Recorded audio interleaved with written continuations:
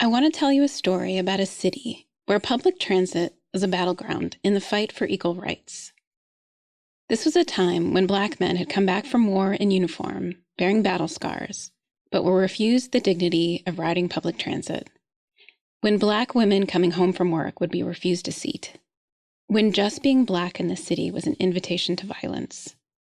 It was a time when a new generation of Black men and women decided they'd had enough, that they wanted change now. That's why a Black woman, dressed in her best, set out one day to ride public transit, to pay her fare and ride unmolested, just like white people. And just by trying to do that one small thing, she planned to take the entire Black community one step closer to equality. But this story isn't about Rosa Parks on that bus in Montgomery, Alabama in 1955. Our story takes place right here, up north in Philadelphia, almost 100 years earlier. And this woman's name was Carolyn LeCount. And just like Rosa Parks, she may have looked all prim and proper on the outside, a tired working woman just trying to get home. But in reality, both of these women were well-educated, strategic, hardcore activists, ready for a fight.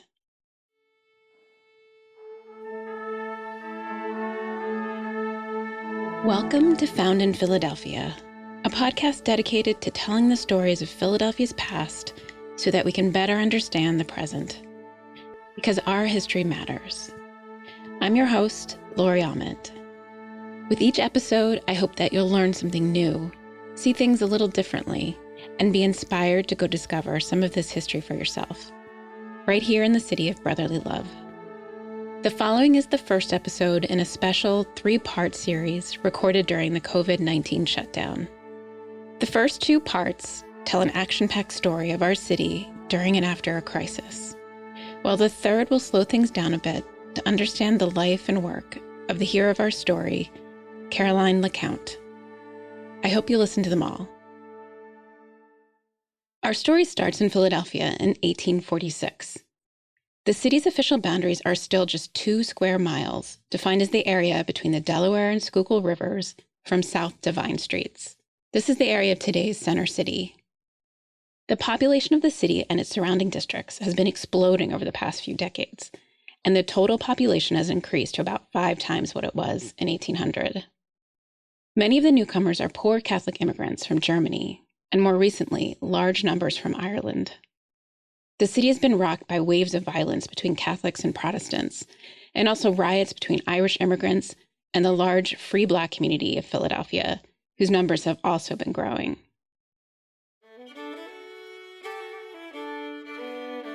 Slavery is still the law of the land.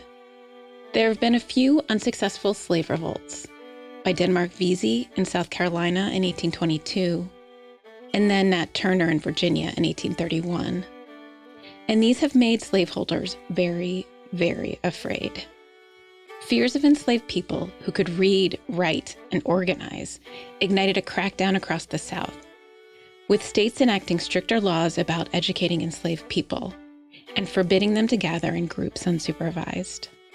And even here, up north in Philadelphia, the last decade has seen the erosion of rights and a growing animosity against the free Black community.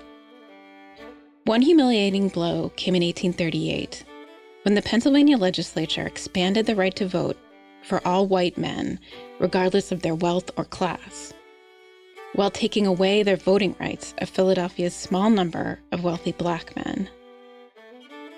Perhaps more ominous were the events of one evening in May of 1838, when mobs burned down the Anti-Slavery Society's newly constructed Pennsylvania Hall, and then moved on to attack the Friends Home for Colored Orphans.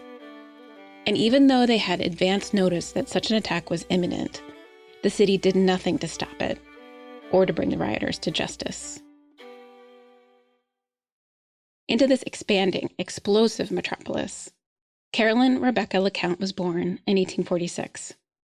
The second of 3 surviving children born to the free Black artisan family of James and Sarah LeCount.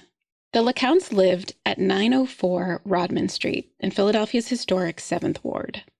The 7th Ward was then the area between 7th and 25th Streets, from South to Spruce Streets. It was fast developing a concentration of Black-owned businesses, schools, clubs, banks, hospitals, and newspapers that has been compared to the Harlem Renaissance of the 1920s. James LeCount worked as a skilled cabinet maker, coffin maker, and undertaker for the Black community. The LeCount family worshipped at the African Episcopal Church of St. Thomas, which was then located just south of Independence Hall at 5th and St. James Court, just behind the Athenaeum. The LeCount family were part of what has been called the aspiring class.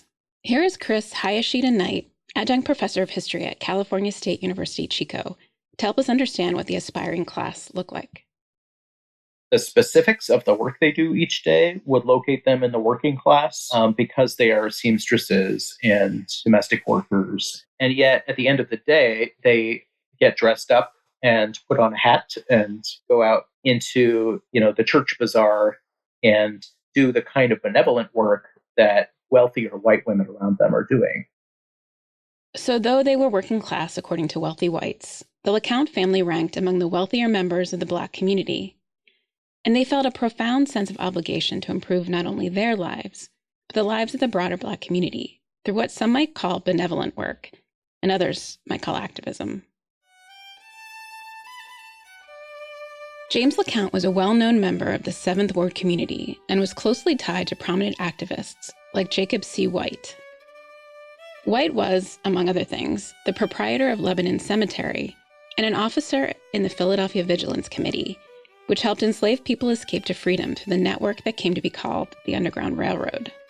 There are anecdotes about LeCount's coffins being used to smuggle escaped slaves out of Philadelphia. This terrifying means of escape might have become more likely after the passage of the Fugitive Slave Act of 1850. This act made the federal government responsible for the return of enslaved people, even if they had reached free states in the North. This led to more daring and secretive escape plans in order to evade these state-sponsored kidnappings. Even free Blacks were being captured, spreading fear of federal slave catchers throughout the entire Black population of Pennsylvania. Despite these uncertain times, James and Sarah LeCount invested in the future of the next generation and sent their children to the best schools available.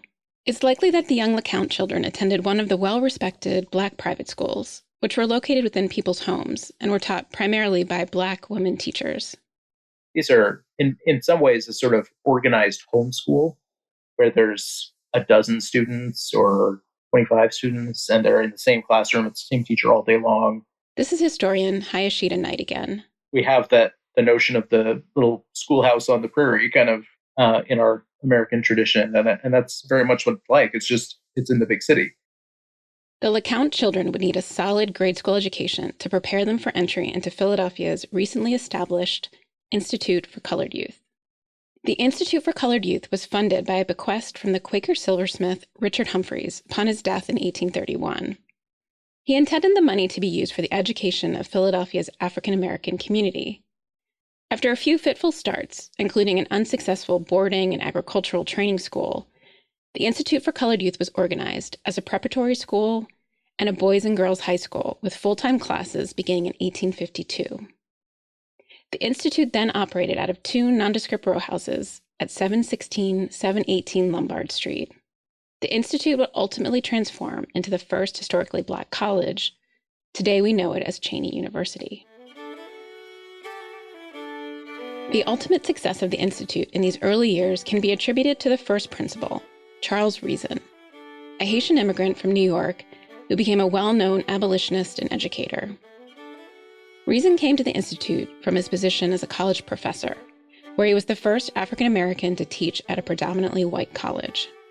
And Reason established the Institute's long tradition of hiring the best and brightest Black educators to teach Black youth, including Philadelphia's own Sarah Mapps Douglas, abolitionist, activist, writer, artist, and educator. She would have guided the young Carolyn LeCount through the Institute's rigorous preparatory curriculum. The LeCount children would have been eligible to enter the Institute's preparatory school at the age of 10, provided that they could read, write, and spell proficiently, understand simple arithmetic, and demonstrate some knowledge of geography. Once they entered as students of the Institute, the LeCount children had 1 year to successfully complete the preparatory course. Failure meant leaving the Institute and losing a free education. All of the LeCount children succeeded to the high school department at the Institute, where they would have studied English, philosophy, history, Greek and Latin, algebra, geometry, trigonometry, and chemistry. In order to successfully graduate, students had to go through a demanding test, all done through verbal questions and answers in front of the entire board of managers, plus it was open to the public. The Institute became a source of pride for the Black community of Philadelphia. They followed the test scores of Institute students, which were printed in local newspapers, and attended the public exams.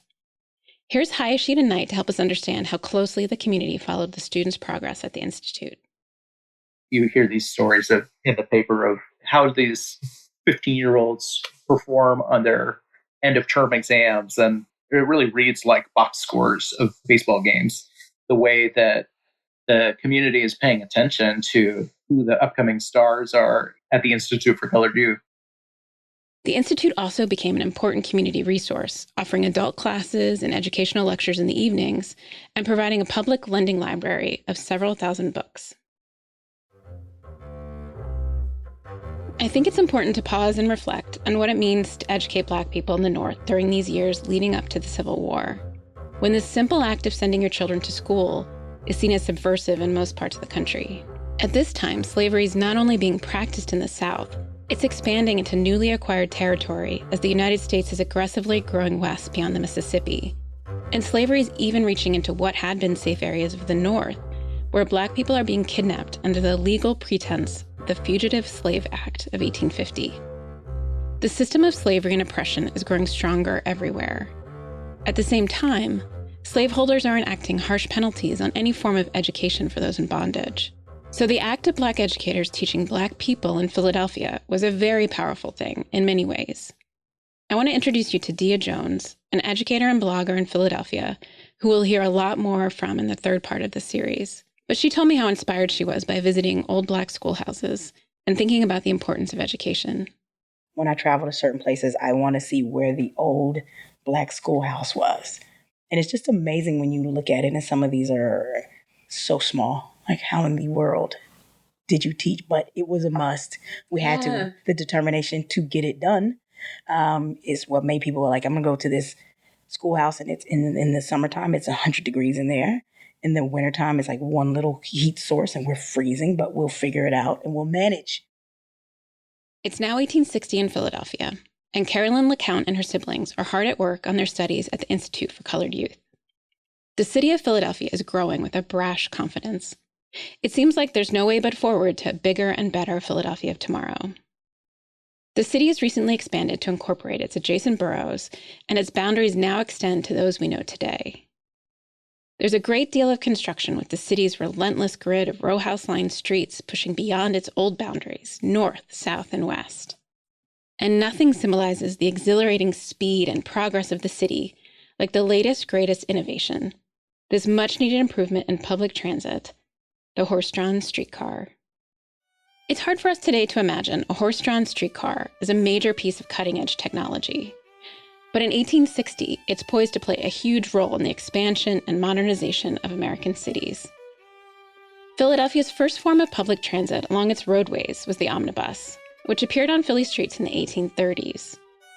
Omnibuses were large, heavy carriages with 12 to 24 seats. Some allowed riders on the roof, and they were pulled by teams of 2 or 4 horses. By the late 1850s, privately run omnibus companies were providing over 300 omnibuses on dozens of regular routes. Fares were fairly expensive, about 10 to 12 cents per ride, which is about $4 in today's money. This made the omnibus primarily a middle-class way of commuting. They were accessible only to those who could afford to live at a distance from where they worked. But what was it like to ride in an omnibus for those who could afford it?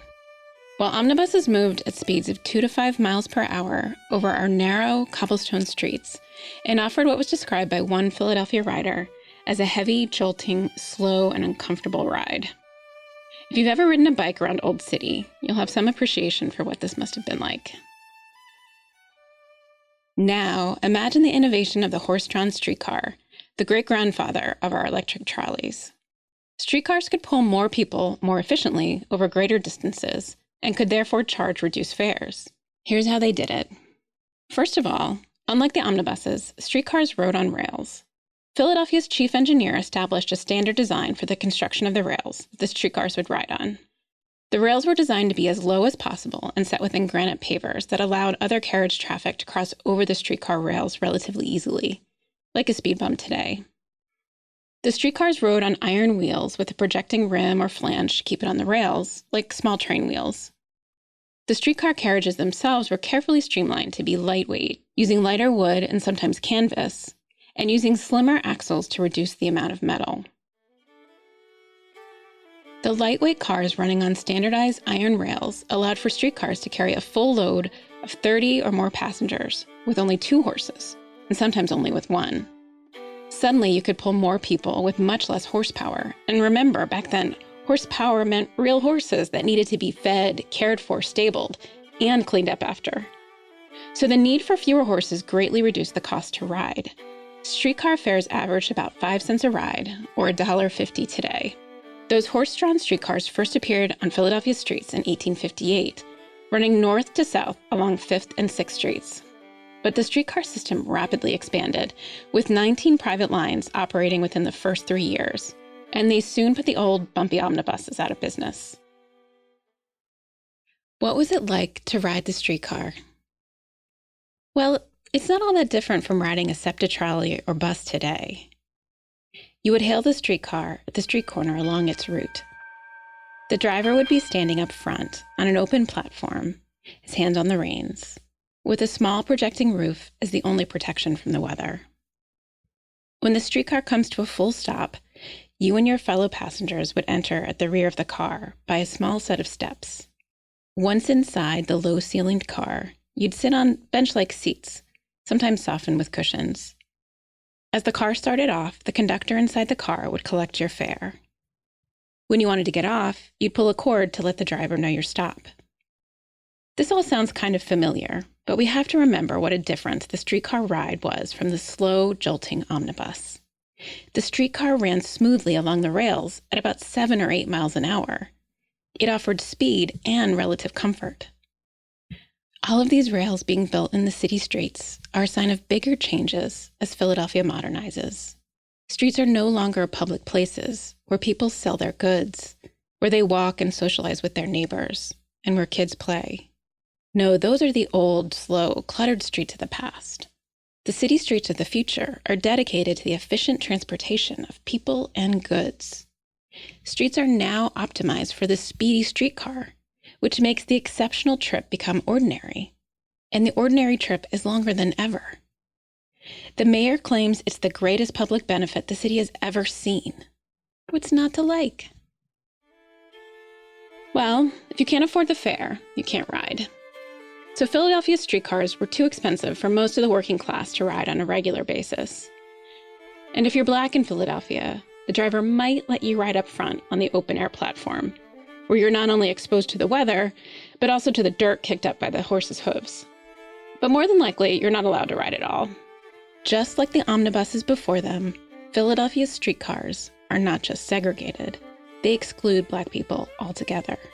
And men and women face both threats of violence and actual violence if they dare to board Philadelphia streetcars. So by keeping Black people off the streetcar, the city is making it quite clear who does and who does not have access to the opportunities that are available in this new era of progress. The promise of the future is literally passing them by.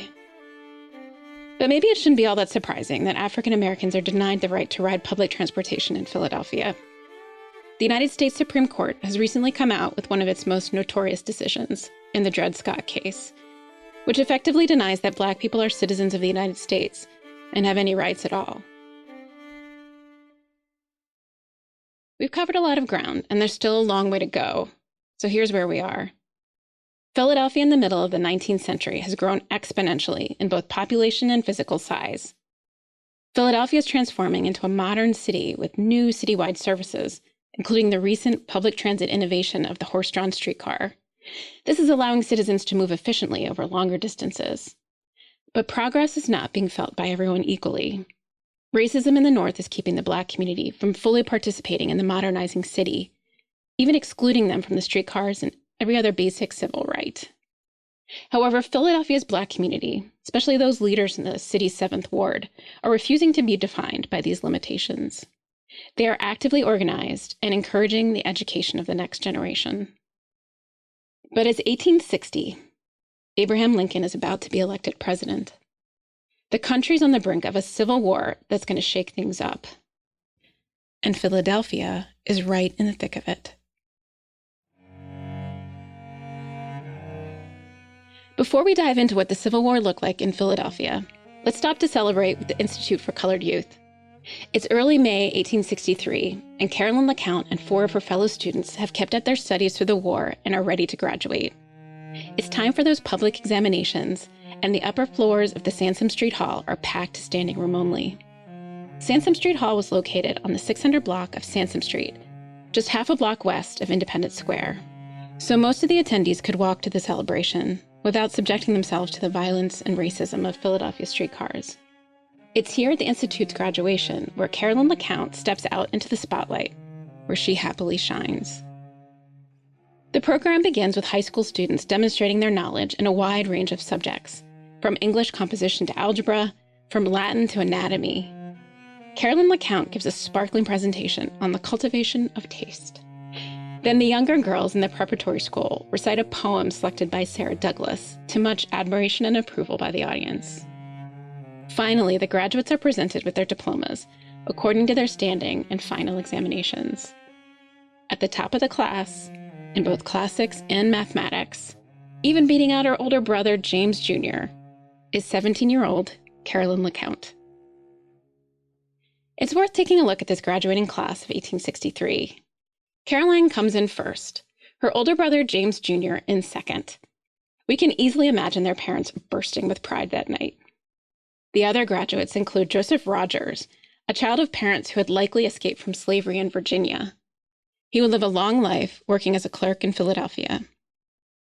Also graduating is Ellis Dingle, who would take up a teaching position in Derby and would show early promise as a preacher, but would die young.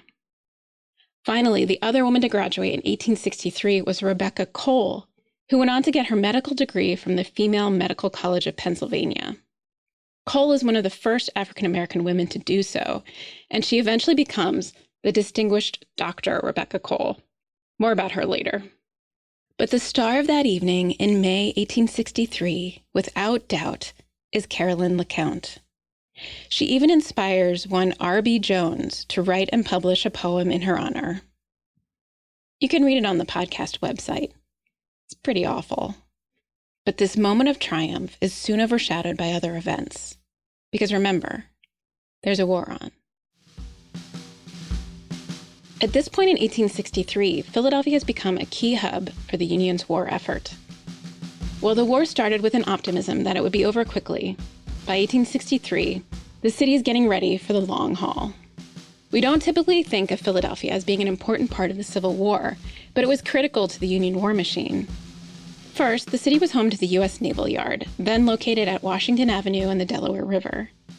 The Schuylkill Arsenal, located all the way at the other end of Washington at Grace Ferry, supplied the majority of the Union soldiers' uniforms. And the Frankfort Arsenal, up north at Taconian and Bridge Streets, was the center of the Union's small arms development, manufacture, and repair. Almost every Union soldier likely wore a uniform or carried a gun made in Philadelphia. Philadelphia was also a center for the movement of troops from New England, New York, and New Jersey back and forth to the battlegrounds of the South. Thousands of Union troops passed through the city, traveling by ferry across the Delaware, and then marching onto the trains that carried them south. Philadelphians organized a huge facility called the Volunteer Refreshment Saloon near the Delaware River ferries that served the needs of enlisted men. And when the wounded were brought back from the battlefields, Philadelphia provided a huge number of hospital beds.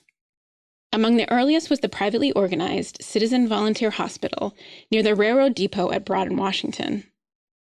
That railroad depot still stands and is now Sprouts Market. But as the war grinds on, Philadelphia develops 24 military hospitals, plus an additional 22 smaller civilian hospitals. By 1863, Philadelphia has built the 2 largest Union hospitals anywhere in the North. The Satterley Hospital, which is located just north of what is now Clark Park in West Philadelphia, and the Maurer Hospital in Chestnut Hill. Together, these hospitals provide over 7,000 beds, just in time for some of the biggest battles of the war. So at this point, Philadelphia has become a vast network of interconnected wartime facilities set within the broader nationwide Union war machine. And the best way to navigate Philadelphia's far-flung system of camps, factories, railroad depots, and hospitals was by the increasingly popular horse-drawn streetcar. But remember that both the streetcar and the Civil War had been moving forward without the Black community in the North. Just as they couldn't ride the streetcars, Black men were excluded from fighting in the war. But 1863, the year that Carolyn LeCount graduated from the Institute for Colored Youth, this proved to be a pivotal moment for Northern Blacks and their role in the Civil War. On January 1st, 1863, Lincoln announces the Emancipation Proclamation. Lincoln's proclamation is welcomed by abolitionists as a preliminary step to ending slavery, but it's fundamentally flawed. Here's why. It began as a bargaining chip. Lincoln offered to end the war if the Confederacy would return to the Union and pledge to end slavery by January 1st, 1900. If not, Lincoln threatened them with the Emancipation Proclamation, freeing all of the slaves in the Confederacy's territory.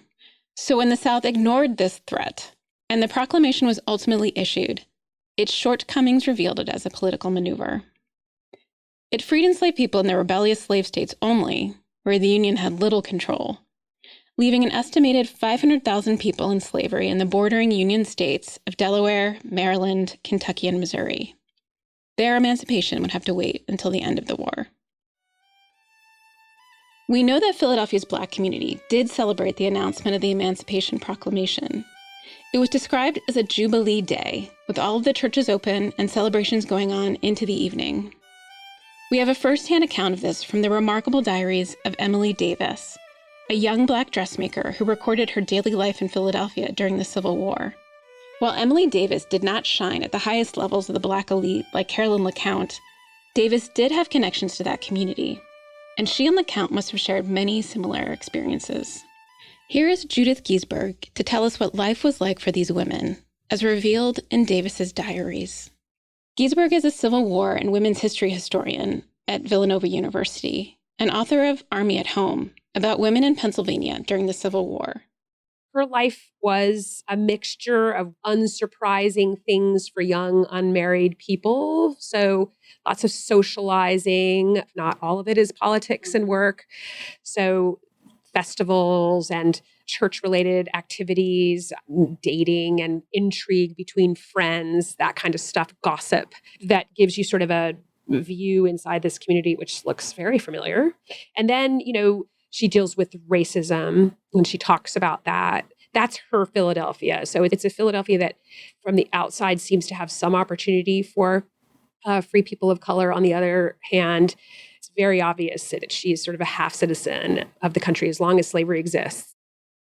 Following soon after the Emancipation Proclamation, African American men began volunteering to fight for the Union.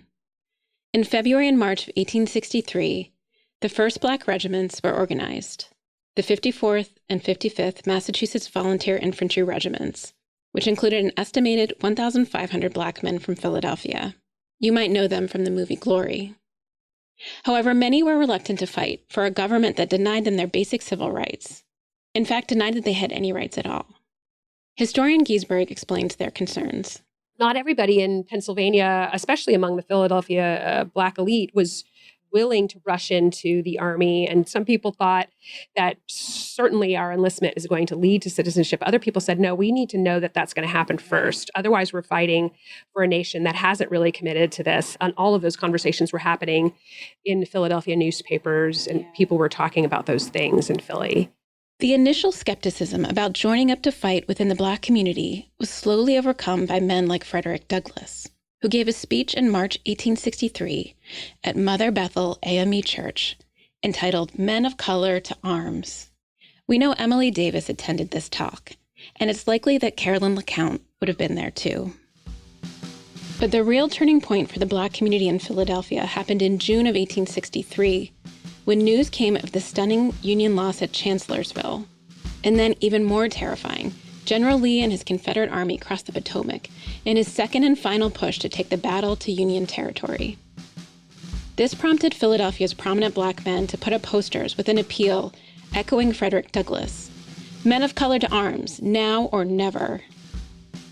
Pennsylvania would raise the largest number of black recruits for the Union among any non-slave state. The appeal was signed by well-known men like Ebenezer Bassett, who was principal of the Institute for Colored Youth then, Frederick Douglass, the leaders of the city's black churches, and younger activists, including Elijah Davis, Emily Davis's brother, and one Octavius Valentine Caddo, a teacher, an activist, and an admirer of the young Carolyn LeCount. Throughout June, the news of Lee's advancing Confederate Army brings panic to Philadelphia. If the white community is terrified to find the war approaching, can you imagine the fear among the black residents? An army of men who were fighting to preserve slavery, who had up until recently been allowed to come north and kidnap them on the streets. These men are now approaching en masse, prepared for battle. These men used to come north with warrants and handcuffs. Now they're here armed with guns and cannon. Judith Giesberg explains what happens when, despite Lee's order against it, the Confederate Army begins what they call a slave hunt as they enter Pennsylvania. They start to kidnap people and take them back into the South, massive numbers of them. And people know this in Philadelphia because, people of color who are out in South Central Pennsylvania hear this news and they get on trains or they get on the roads and they head to Philadelphia. So all of a sudden, Philadelphia's population is swollen with refugees that are fleeing the Confederate Army that's in Pennsylvania now to take slaves and to fight. People were worried that Philadelphia was next, too. So it really brought it all into sharp relief. What was at stake in this war?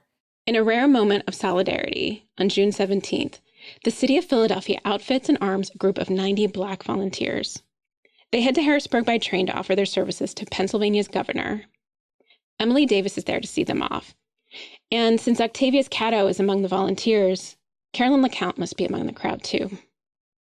These young women may have both admired the men's warlike appearance, but felt, like Davis wrote in her diary, quite sick last night. Fortunately or unfortunately, the governor rejects the services of the black volunteers, and the men are sent back to Philadelphia.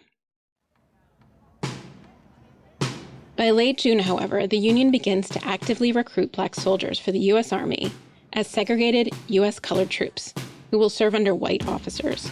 While the state had rejected them, the national government is now in great need of these new recruits and will soon begin compulsory service for all men between the ages of 20 and 45. On June 31st, the black community is out on the streets again to watch the latest group of black soldiers march north up 6th Street to Camp William Penn, located just outside the city limits in Cheltenham Township. And in case anyone wonders what these men are fighting for, you can just take a look at their regimental flags, like the 24th Regiment flag, which reads, "Let soldiers in war be citizens in peace." These men are fighting on credit that the U.S. government will recognize their rights when all this is over.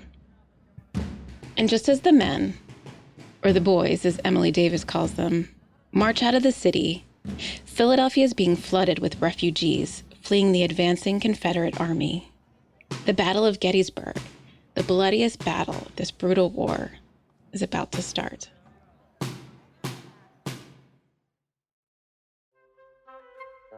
Thank you for listening to this first in a special 3-part episode of the Found in Philadelphia podcast.